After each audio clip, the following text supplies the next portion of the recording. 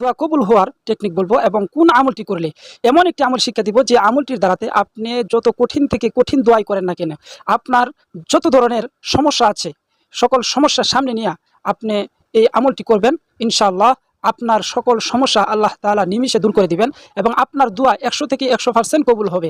এবং সেই দোয়া রাহমাতুল্লাহি ওয়া বারাকাতুহু। প্রিয় দর্শক শ্রোতা, কেমন আছেন আপনারা? আশা করছি সকলে আল্লাহর রহমতে ভালো আছেন। আজকে সিক্রেট একটি দোয়া কবুল হওয়ার টেকনিক বলবো এবং কোন আমলটি করলে এমন একটি আমল শিক্ষা দিব যে আমলটির দ্বারাতে আপনি যত কঠিন থেকে কঠিন দোয়াই করেন না কেন, আপনার যত ধরনের সমস্যা আছে সকল সমস্যার সামনে নিয়ে আপনি এই আমলটি করবেন, ইনশাআল্লাহ আপনার সকল সমস্যা আল্লাহ তাআলা নিমিষে দূর করে দিবেন এবং আপনার দোয়া 100 থেকে 100% কবুল হবে এবং সেই দোয়াটার সাথে সাথে কবুল হবে। কারণ এই সাথে সাথে কবুল হয়েছে এমন নজির পৃথিবীতে আছে, আমি আপনাদেরকে সেই প্রমাণ সহকারে আজকে আমি দেখাবো। তাহলে অবশ্যই আপনারা আমার সাথে শেষ পর্যন্ত থাকতে হবে। যারা আমাদের চ্যানেলে নতুন অবশ্যই চ্যানেলটি সাবস্ক্রাইব করে দিবেন। প্রিয় দর্শক শ্রোতা, ইমাম আহমদ বিন হাম্বল রহমতুল্লাহি আলাইহি একবার এক রুটি বিক্রেতার কাছে গিয়ে বসলেন দোকানে। তো ওই রুটি বিক্রেতা রাত্রে রুটি বিক্রি করে, তো সারা রাত রুটি বিক্রি করছে আর তার জবান দিয়ে শুধু বের হয়েছে আস্তাগফিরুল্লাহ আস্তাগফিরুল্লাহ আস্তাগফিরুল্লাহ।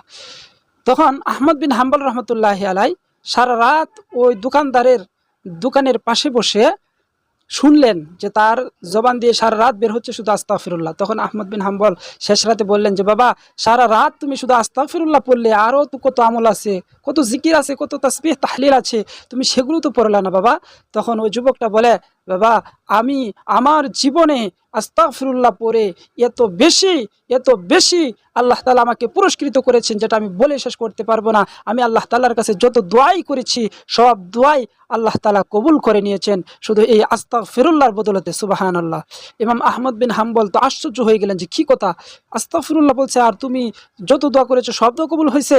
যুবকটা বলতেছে, হ্যাঁ আমার জীবনের সব দোয়া কবুল হয়েছে। তখন আহমদ বিন হাম্বল বললে, তুমি আবার চিন্তা ভাবনা করে বলো তোমার সব দোয়া কি কবুল হয়েছে? তখন আহমদ বিন হাম্বল রহমতুল্লাহি আলাইহি যখন বারবার পেরাপেরি করলেন তখন যুবকটি বললেন, বাবা আমার জীবনে যত দোয়া করেছি সকল দোয়াই কবুল হয়েছে, কিন্তু একটি দোয়া কবুল হয় না। সেই দোয়াটি হচ্ছে জামানার সবচেয়ে বড় ইমাম, জামানার সবচেয়ে বড় ফকি, জামানার সবচেয়ে বড় ওয়ালি, জামানার সবচেয়ে বড় মুহাদ্দিস, জামানার সবচেয়ে বড় ইমামুল মুহাক্কিক, যিনি আহমদ বিন হাম্বলকে দেখার জন্য, একটি নজর দেখার জন্য আল্লাহ তাআলার কাছে আমি কতবার অনুনয় বিনয় দোয়া করেছি, কিন্তু এই দোয়াটি ছাড়া যত দোয়া করেছি সব দোয়া কবুল হয়েছে। সুবহানাল্লাহ। ইমাম আহমদ বিন হাম্বল রহমতুল্লাহি আলাইহির চক্ষু দিয়া অজুরে পানি বের হতে লাগলো যে আহারে, যেই ইমাম আহমদ বিন হাম্বলকে তুমি দেখার জন্য আল্লাহ তাআলার কাছে প্রার্থনা করছো আর তুমি আমাকে বলতেছো তোমার দোয়া কবুল হয় নাই। হে যুবক তুমি শুনো, হে যুবক তুমি দেখো, তোমার সামনে সারা রাত্রি তোমার দোকানের সামনে যে ব্যক্তি বসা ছিল, বৃদ্ধ ব্যক্তি, উনি হচ্ছে ইমাম আহমদ বিন হাম্বল। আমি স্বয়ং নিজে আহমদ বিন হাম্বল তোমার পাশে সারা রাত্রি বসা ছিলাম, অথচ তুমি টেরও পাও নাই। সুবহানাল্লাহ। তাহলে দেখেন, এই যুবক সাধারণ একটা রুটি বিক্রেতা হওয়ার পরেও আল্লাহ তাআলার কাছে সে মুস্তাজাবুদ দাওয়া হয়ে গেছে। মুস্তাজাবুদ দাওয়া এটা নবীওয়ালা একটা গুণ। নবীরা যত দোয়া করছে আল্লাহ তাআলার সাথে সাথে কবুল করে নিছে। এজন্য কেউ যদি আস্তাগফিরুল্লাহর আমল করে, আস্তাগফিরুল্লাহ আস্তাগফিরুল্লাহ আস্তাগফিরুল্লাহ আল্লাযী লা ইলাহা ইল্লা হুয়াল হাইয়ুল কাইয়্যুম ওয়া আতুবু ইলাইহি, যে কোনো ইস্তিগফার আপনি বেশি থেকে বেশি পড়েন, উঠতে বসতে চলাফেরা করতে হাঁটতে আপনি সর্ব অবস্থায় এই ইস্তিগফারের আমলটা করেন, ইনশাআল্লাহ আল্লাহ তাআলার কসম করে বলছি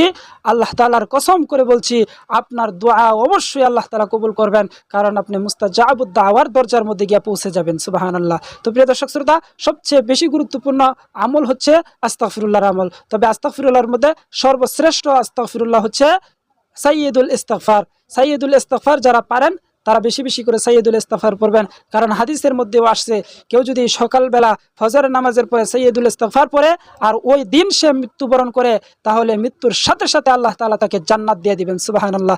আবার যদি কেউ সন্ধ্যার সময় পরে মাগরিবের পরে তাহলে মাগরিবের থেকে নিয়ে রাত্রের ভেতরে যদি সে মারা যায় তাহলে সাথে সাথে আল্লাহ তাআলা তাকে জান্নাত দিয়ে দিবেন। সুবহানাল্লাহ। তাহলে আস্তাগফিরুল্লাহর আমল এটা খুবই গুরুত্বপূর্ণ আমল, আর বিশেষ করে সাইয়্যিদুল ইস্তিগফারের সর্দার যেটা, এই ইস্তিগফারটা আপনারা সকলে মুখস্থ করা শিখবেন, মুখস্থ করে রাখবেন। তাহলে আল্লাহ তাআলার কাছে এই সাইয়্যিদুল ইস্তিগফার পরেও যদি আপনি দোয়া করেন, সেই দোয়া আপনি যে যত কঠিন দোয়াই করেন সেই দোয়াটা আল্লাহ তাআলা কবুল করবেন। তো সাইয়্যিদুল ইস্তিগফারটা আপনার স্ক্রিনে লক্ষ্য করেন, আমি দিয়ে দিছি, এখান থেকে আপনারা মুখস্থ করে নেবেন। আল্লাহুম্মা আনতা রাব্বি লা ইলাহা ইল্লা আনতা খালাকতানি ওয়া আনা আবদুক ওয়া আনা আলা আহদিক ওয়া ওয়া'দিকা মাসতাতা'তু আউযু বিকা মিন শাররি মা সানা'তু আবু লাকা বিনি'মাতিকা আলাইয়া ওয়া আবু বিযামবি ফাগফিরলি ফাইন্নাহু লা ইয়াগফিরুয যুনুবা ইল্লা আনতা। এটা হচ্ছে সাইয়্যিদুল ইস্তিগফার। আর সাইয়্যিদুল ইস্তিগফারটা সকলে ইনশাআল্লাহ মুখস্থ করবেন, বেশি বেশি আমল করবেন, আর অবশ্যই অবশ্যই আপনাদের দোয়া আল্লাহ তাআলা কবুল করবেন। তো প্রিয় দর্শক শ্রোতা, যে কথাগুলি বললাম সর্বপ্রথম আমাকে, এরপর আপনাদের সকলকে আল্লাহ তাআলা আমল করার তৌফিক দান করুন।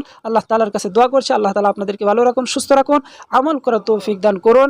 আমিন। ওয়া আখিরু দাওয়ানা আনিল হামদুলিল্লাহি রাব্বিল আলামিন।